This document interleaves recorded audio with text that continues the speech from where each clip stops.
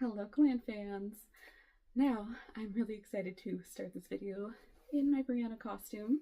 I finally finished the bodice. Now, it's not perfect. My projects are hardly ever perfect, to be honest, but I'm honestly just happy that it is closer to the original, and I had some fun taking photos this morning, and it's not bad. Just some fit issues here and there, but 18th century fitted bodices are hard to make. And also, it is hard to find a good wig that stays on your head without showing your hairline. That's the challenge. I'm not a wig person, so this has been a struggle for me a lot lately. But I'm still thrilled to have accomplished this before the season is over, and I can't wait to share the photos with you all. Now, I'm not going to do the whole episode wearing this costume because, yeah, as you can tell, this is not comfortable. But I just wanted to show you and do a fun little intro with it. Now, let's talk about episode 6 of Outlander season 8, titled Blessed Are the Merciful. So we start with Cunningham in the unfortunate predicament that he is in after being shot in the back. He is in the surgery and Claire is tending to him, and he is understandably very cranky about the situation. And Mrs. Cunningham comes in and she asks Claire, like, what is the situation? How bad is it? And Claire tells them that he most likely will not be able to walk again. Now, in the last episode, she kind of was a little more comforting, I guess is a good word to use, that there was a good chance that he could still walk again. But she sounded a little more uncertain this time, or rather, certain that it was more unlikely. So I don't know if she's doing that to spite Cunningham a little bit because of how his behavior is and how he treated Jamie. He's not at all apologetic about what happened. Jamie learns about the militia, that Josiah and Jamie's militia ran into Cunningham's militia, and they were able to stop them, and Cleveland seems to imply that they were killed. So, in his style, I suppose. But it seems like they don't have to worry about Cunningham's men anymore, except for those that live on the ridge. So that is the situation that Jamie is dealing with in this episode. Cunningham is also a bit snarky, saying, like, after the way Jamie spoke to him the last time, he's basically lucky that he came to help. So he says that Jamie owes him.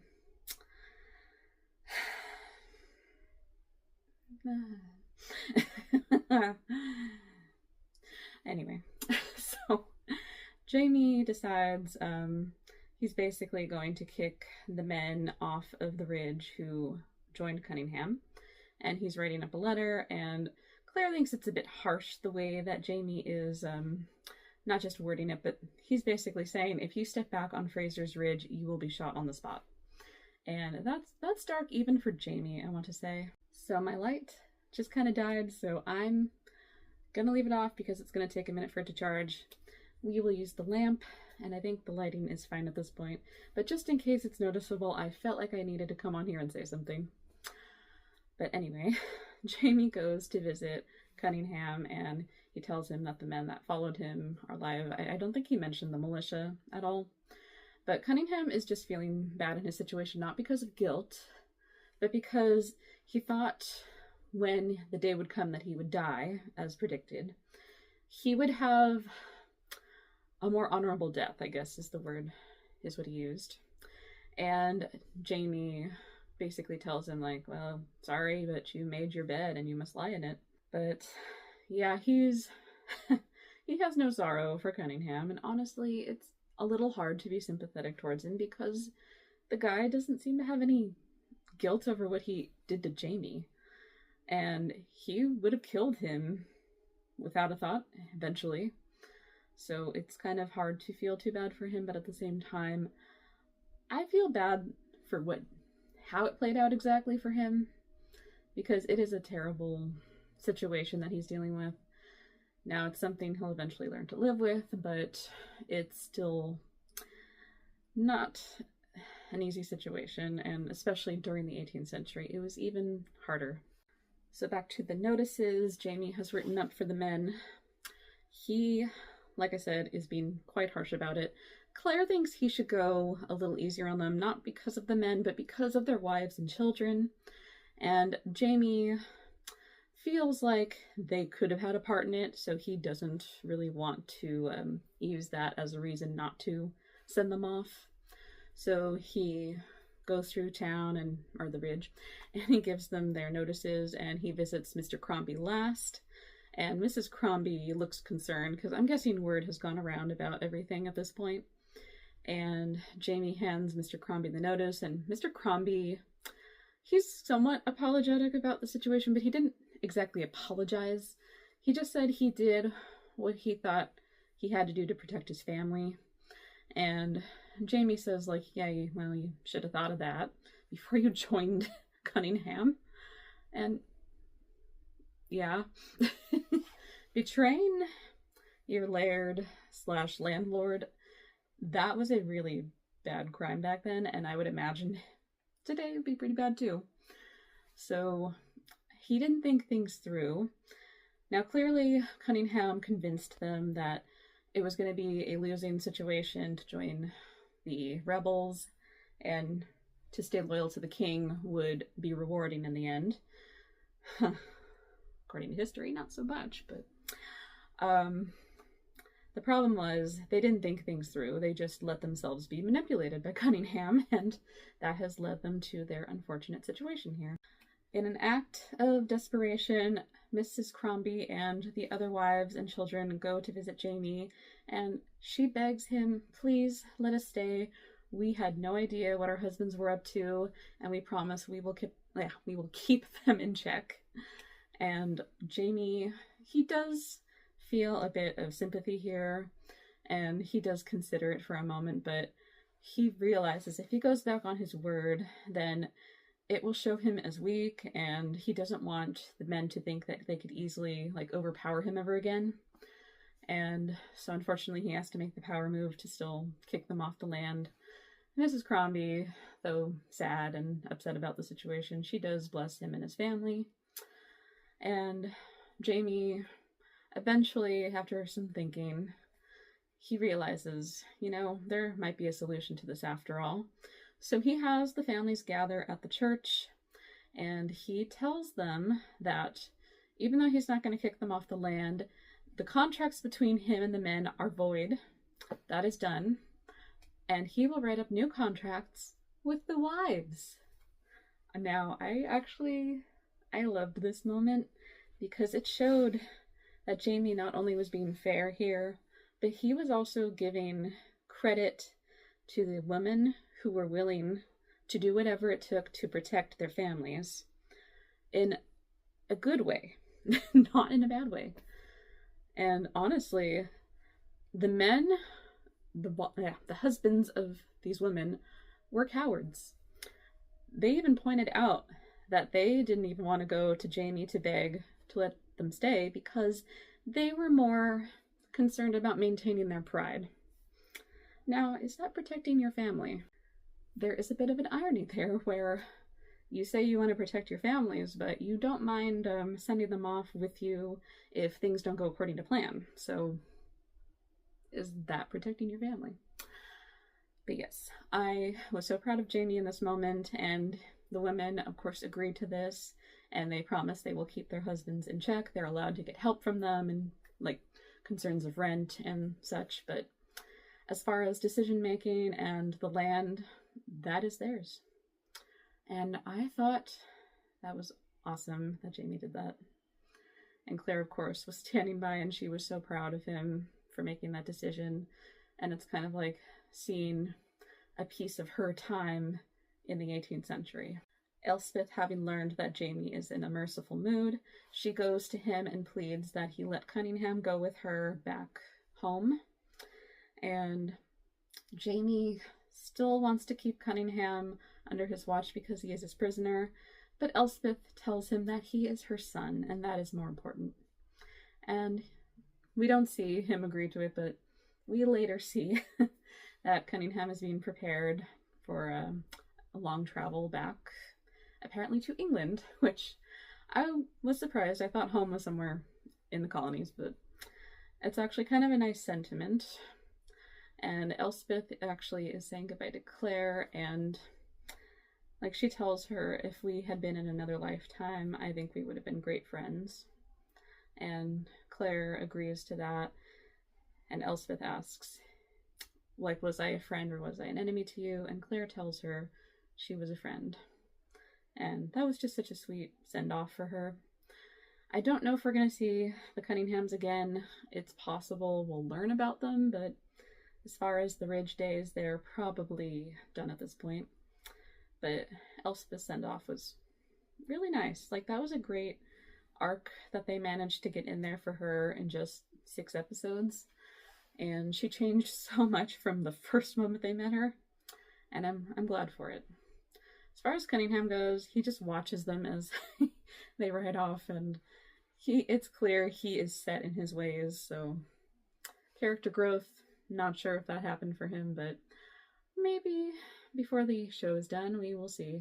Of course, Jamie and Claire still have to worry about Ferguson, who is still a prominent character in the situation at hand, so we will see where that goes as well. Now, for Brianna and Roger's story, it's a quick little moment in there.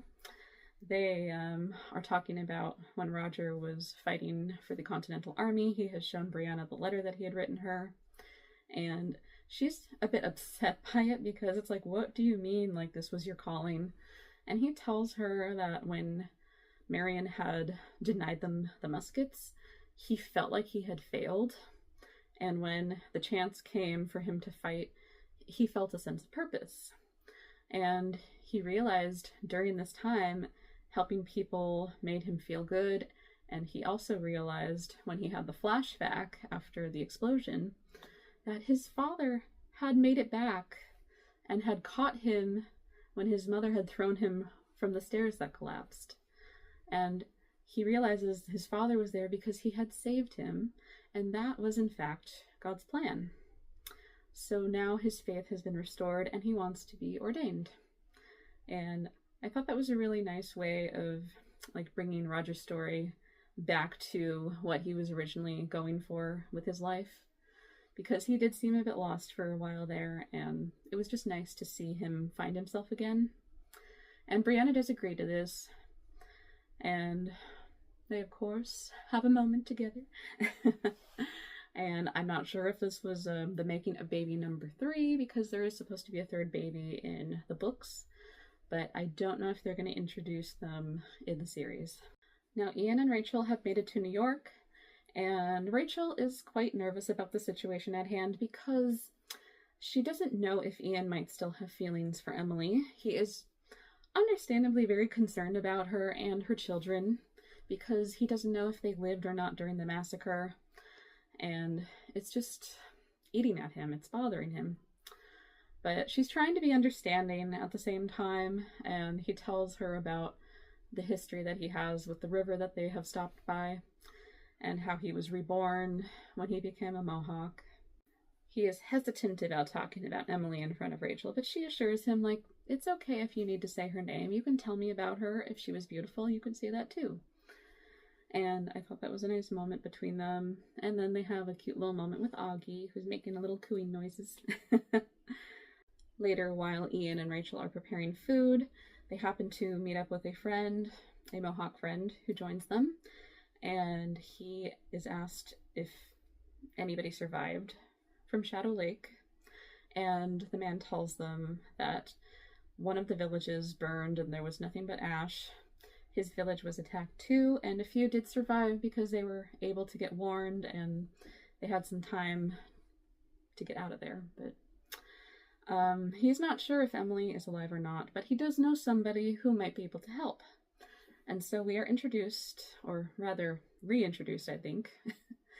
I'm a little fuzzy from season 7 and previous seasons with the subplots, so forgive me if we were introduced to this character. Joseph Brandt and his wife Catherine are introduced in this episode. Possibly in the past. Yes, they meet them at their house, and it is an awkward situation because Brandt is on the English side, and you can tell by the home that he is in, he is very well off, and it's an awkward situation because he knows Ian fights for the Continental Army, so there's a bit of a tension there between them with that. He doesn't even want to tell Ian if Emily is alive or not, but Rachel and Catherine are very civil and they try to like calm the situation. And Catherine does end up telling them that Emily did live as well as her children. And Ian wants to know if he can see her and the children, but Brant says, no, I forbid it. And he basically asks them to leave. So at least we know that Emily and the children are alive. And later when Rachel and Ian are talking about it, he is trying to comfort her because he can see on her face that she is a bit bothered by the whole situation going on at hand. I keep saying situation in this video, I'm sorry. That's just a good word for it. But yes, Rachel isn't hiding her feelings anymore, and it does bother her. She didn't think she would be capable of all this jealousy that she's feeling, especially since she is a godly woman, but she has had to come to terms that she does feel jealousy about it. And Ian tries to comfort her and saying, I don't have to see them. It's good enough to know that they are at least alive, and I can live with that. But Rachel realizes that she won't really forgive herself if she doesn't try to persuade Brant to let Ian see Emily and the children. She goes to him and she talks to him about her feelings, about what's going on with everybody and everything, and she's able to appeal to him. And it's actually a really nice moment because we see that Rachel is willing to do anything for Ian despite how she is feeling, which isn't an easy thing for anyone to do, really. So it just shows like what a remarkable wife and woman that Rachel is. The moment comes when Ian and Rachel get to meet Emily. She, unfortunately, is a changed woman. She has gone through so much. She is dealing with PTSD. She tells them that she had a terrible dream that swiftest of lizards, her and Ian's son, was captured by soldiers, trained to fight, and then he dies while fighting. And she is afraid that that dream will come true, especially if he stays with her.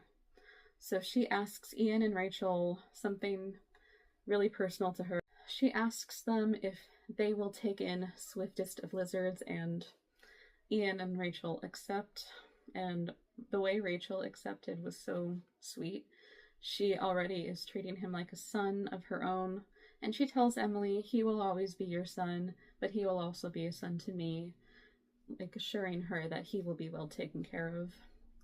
And the moment was just so beautiful, especially when the boy comes in and he's holding a little like wolf pup and Emily tells him that it is Rollo's grandson, and it was just so sweet because that moment was so hard to watch in season 7 when Rollo passed. And I think I had heard in the books that he had puppies, but I didn't know if we'd actually get to see that in the show. So to see it in the show was just so sweet.